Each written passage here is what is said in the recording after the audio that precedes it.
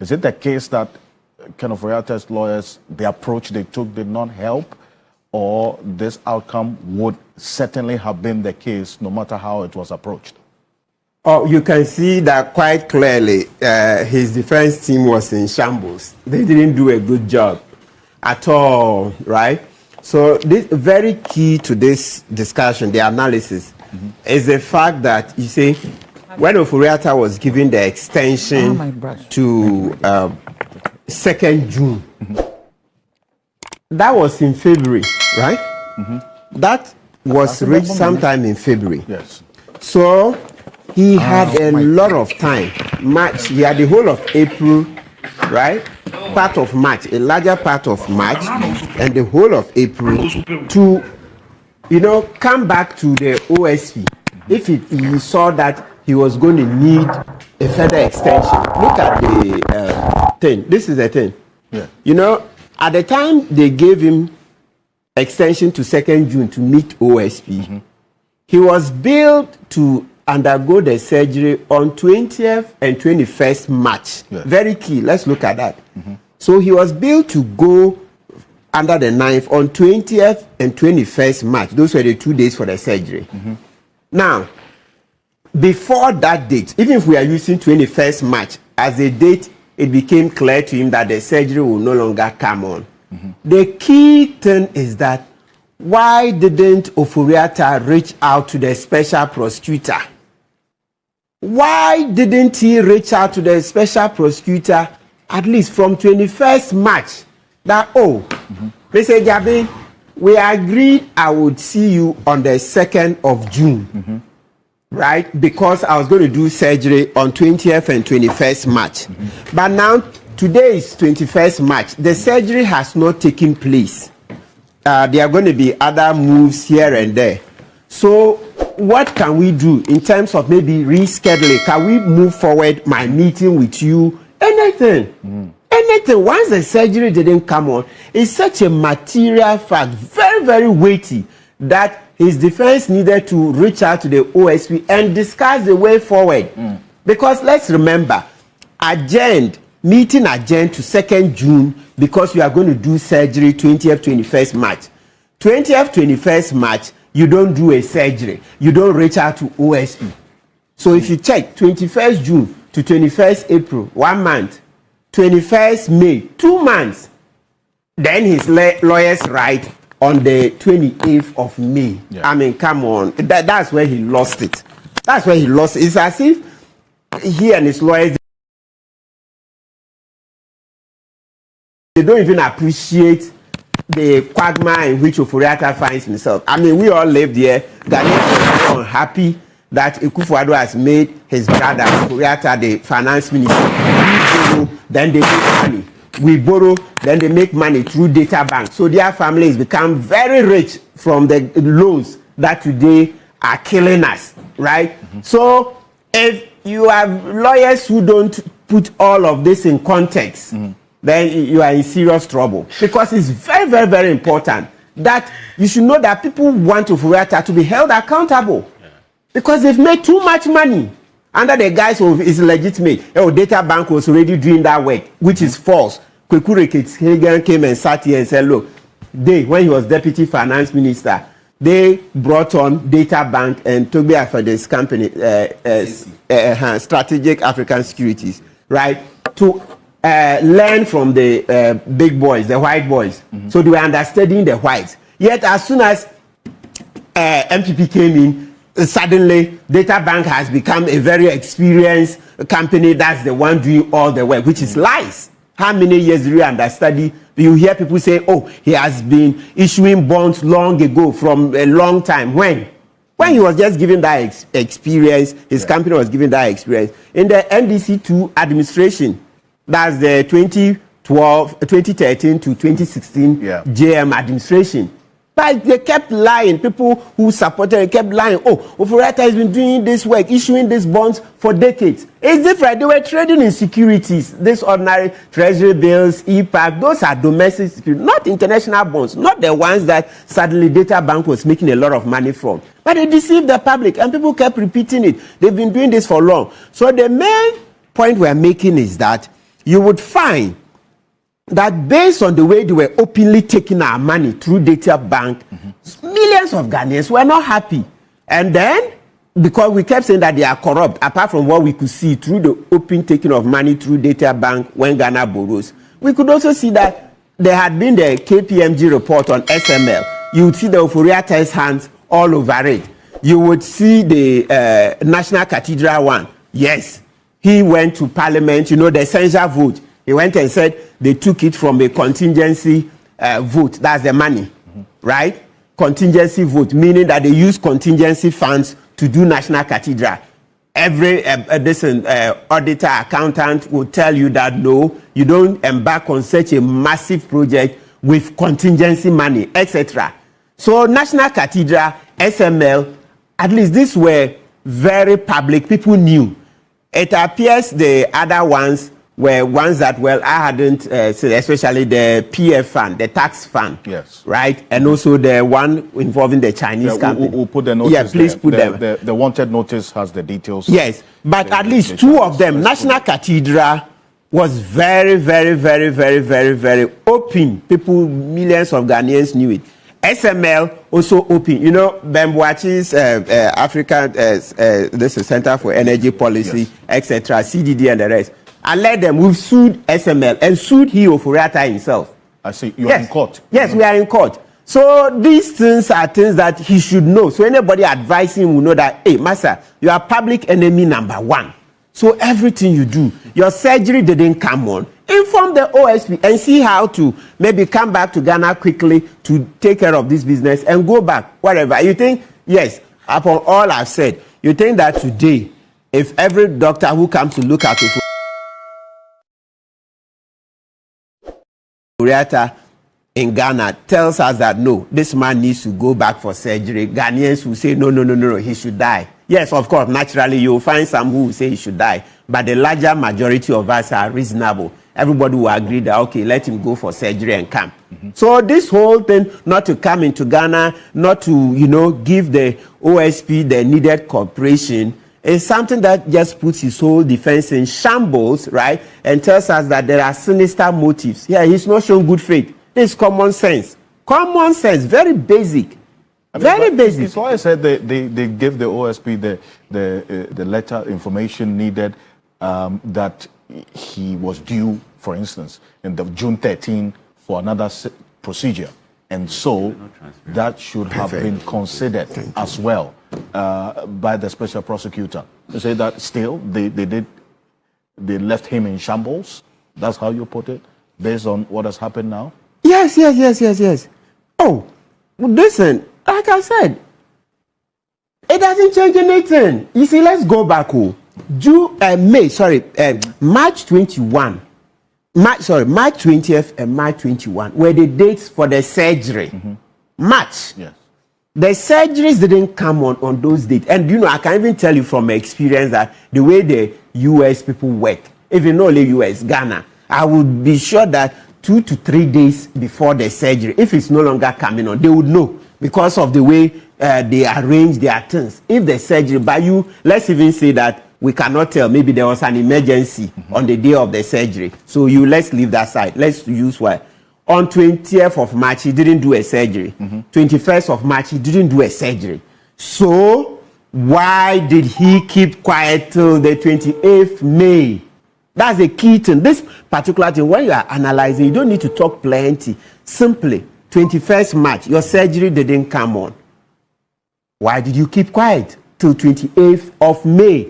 More than 2 months. And the June 13th, you are saying, unless Mr. Okan say, unless I missed something, that June 13th, when did he write? When did he write to OSP? That's the key. As far as I'm aware, OSP says it's 28th May. Is there an earlier letter than 28th May that we can use? So there was a 28th May that there was another court. In fact, the Ofori Atta's lawyers filed another case in court on the 28th of May. But then this letter, which we're going to put on the screen from the Mayo Clinic in the United States, let's put that on the screen right now. That letter had some detail specific to what was the latest medical condition of Ken Ofori Atta and the date that you talk about and when this was written. And this is it.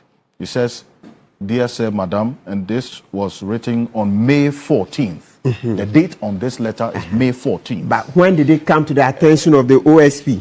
That's a key thing. He says, "I'm writing to inform you that Ken Ofori Atta has undergone an MR-guided biopsy and has been diagnosed with prostate cancer. A surgical intervention has been deemed necessary after the testing and MRI and biopsy procedures in March." So what happened in March was the testing and MRI. Yes, but not the surgery.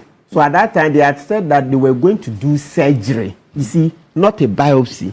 Said they were going to do surgery. He was due for surgery.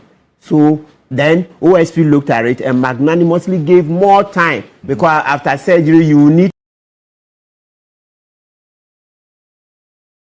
to what? Recover. As for this particular case, you remember, let's put this in context. You remember the first time OSP declared him wanted, I sat here and granted many interviews and said I disagreed strongly with the OSP. I disagreed the first time because why?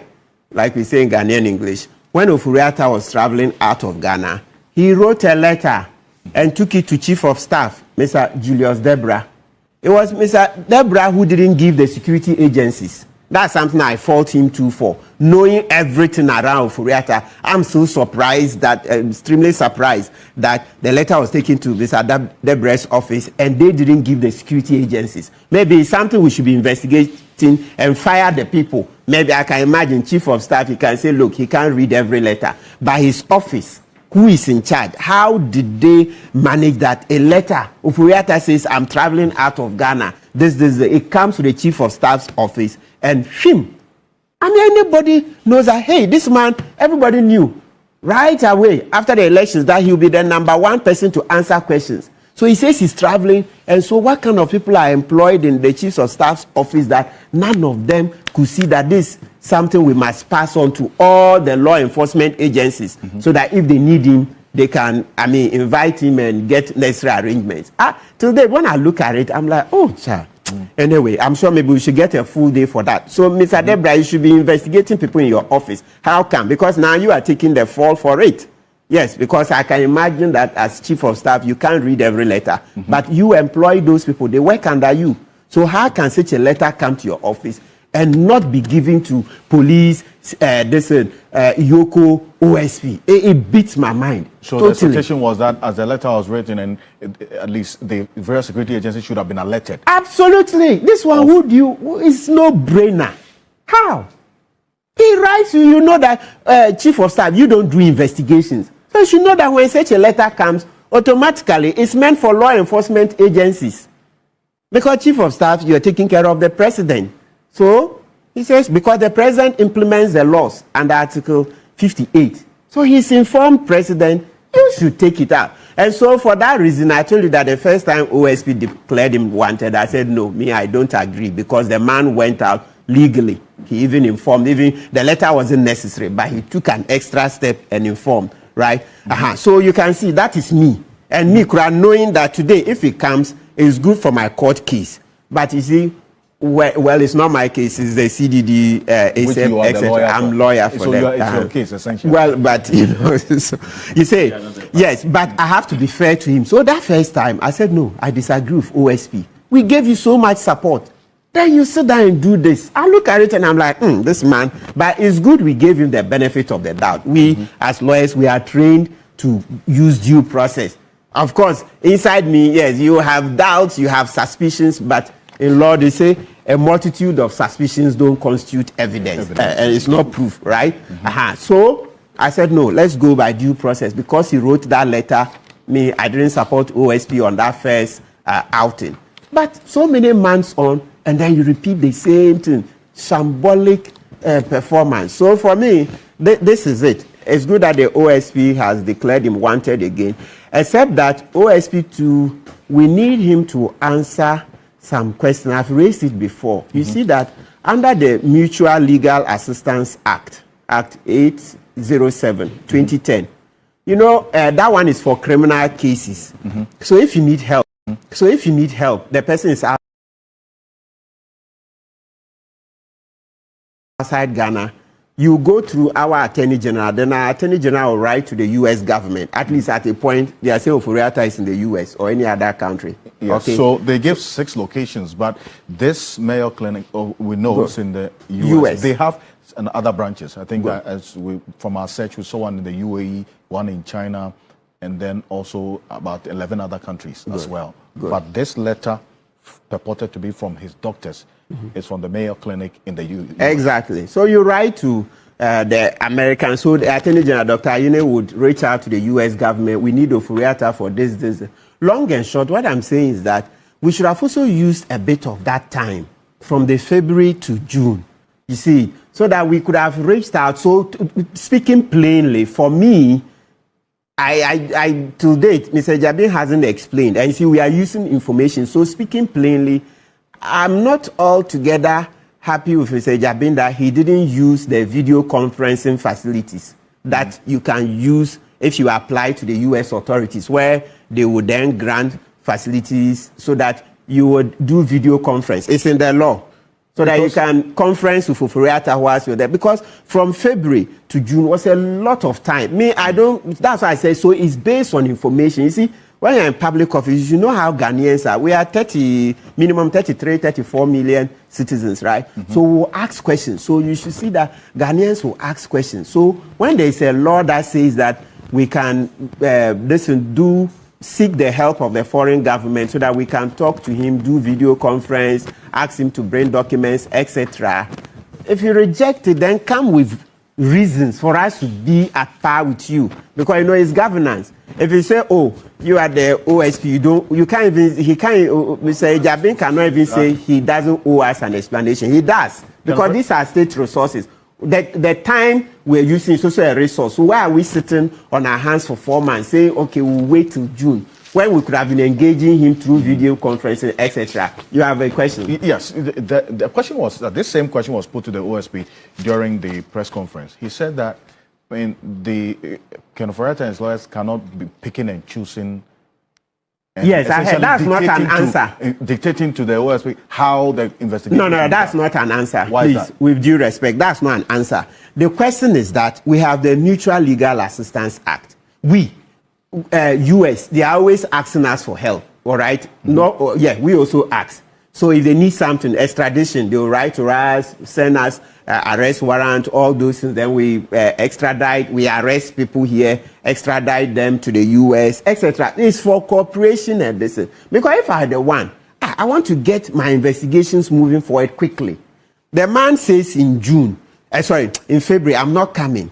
But eventually you guys agree he will come in June. That's a long time. We could have negotiated that well. In the meantime, for other things, if you are strong enough, can we do a number of video conferences? This day will ask for this, that day this. Then you progress. I don't. That's why I said, so Mr. Jabin, you need to explain why you can't. It's not an answer to say a suspect or an accused cannot pick and choose. That's not an answer. What is at stake is that our resource, our time, we've lost time. So you can't come and give us an answer that an accused cannot pick and choose. That's not an answer. You've lost time. Account for it. Why did you do that? I would have engaged him straight. I would have engaged him. Because remember, it's that the film will tell you, and the lawyer ma'am is here. It's not Ofori Atta who is coming. He's not obliged to come and hang himself. You are investigating. You have your information that you think